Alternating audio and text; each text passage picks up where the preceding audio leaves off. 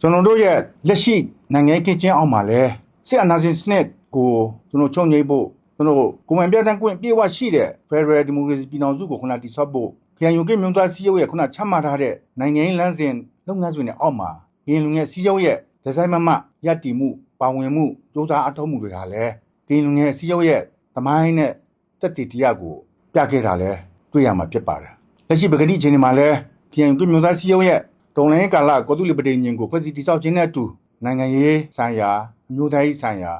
ကောတုလီတည်ဆောက်ခြင်းဆိုင်ရာတို့ကိုအကောင့်တွေဖော်ဆောင်ရွက်သွားမှာဖြစ်တဲ့အတွက်ဒီပေါ်မှာလည်းကင်လူငယ်တွေရဲ့ခုနပါဝင်မှုဆွမ်းဆွမ်းတမောင်ခုနစ조사အထောက်မှုစစ်ဆက်အနာဂတ်ခုနတည်ဆောက်လို့မှုပြင်းပြတဲ့စိတ်ဆန္ဒတွေရဲ့အောက်မှာတကယ်ကိုတည်ဆောက်လို့တဲ့ခုနဒီအမြင်နဲ့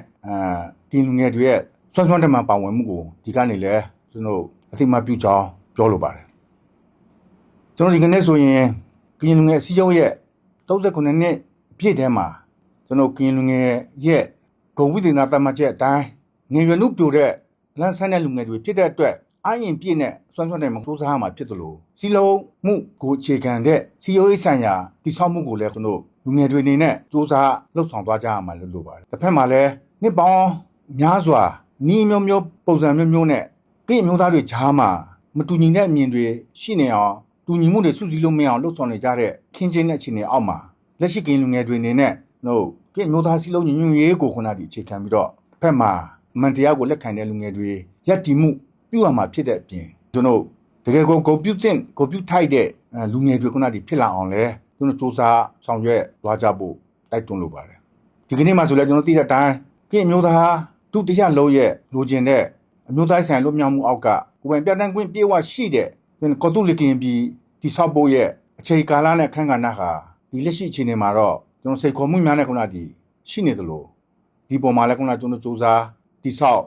ဆောင်ရွက်သွားကြမှာဖြစ်တဲ့အတွက်လူငယ်တွေရဲ့ပါဝင်မှုနဲ့သူ့အခန်းကဏ္ဍကအရေးကြီးလာပါတယ်ဒီအတွက်ကျွန်တော်39နှစ်မြောက်ရင်လူငယ်စီယုံနေမှာကျွန်တော်ပမီပွားမှုဆိုခဲ့တဲ့အတိုင်းပဲကျွန်တော်နိုင်ငံတစ်ခုရဲ့တိဆောက်မှုအောက်မှာကျွန်တော်တို့ရဲ့အသက်သွေးချွေးတွေခုနကျွန်တော်ပြသခဲ့ကြတာဖြစ်တယ်နိုင်ငံတစ်ခုကျွန်တော်တိုင်းပြည်တစ်ခု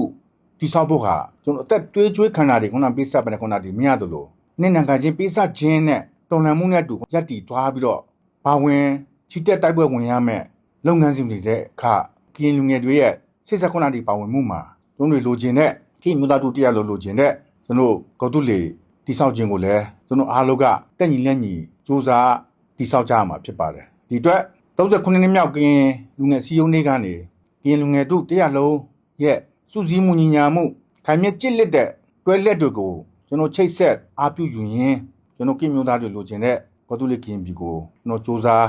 တိဆောက်ကြပါစို့တိုက်ပွဲဝင်ကြပါစို့လို့ပြောကြားလိုပါတယ်အားလုံးကိုကျေးဇူးတင်ပါတယ်